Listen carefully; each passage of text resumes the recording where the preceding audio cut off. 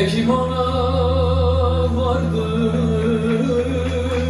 hani ovaları. Hekim ana vardı hani ovalar. İşte görünüyor şu soylar,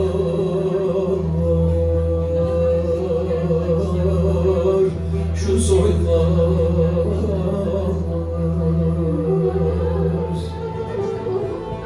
Sahipsiz olanı uyur, kim olsa döver.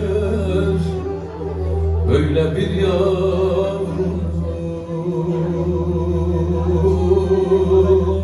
derdi var bende. Sahipsiz olanı uyur, kim olsa döver. Böyle bir yavrum derdi var bende.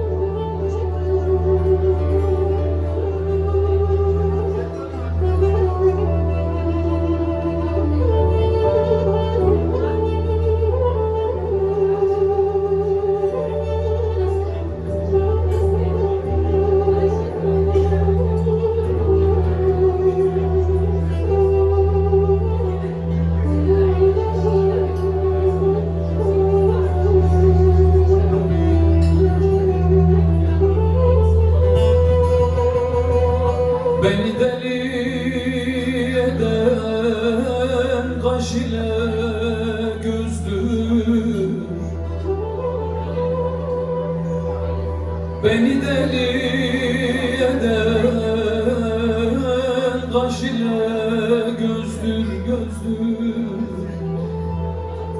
At kolun boynuma, bağrımda gezdir.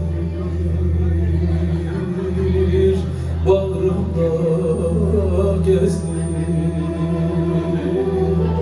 Alim hastalanmış uyur, bir muska yazdır. Yüzünü yüzüme sürdü bu güzel. Alim hastalanmış uyur, bir muska yazdır. Yüzümü yüzüme sürdüm.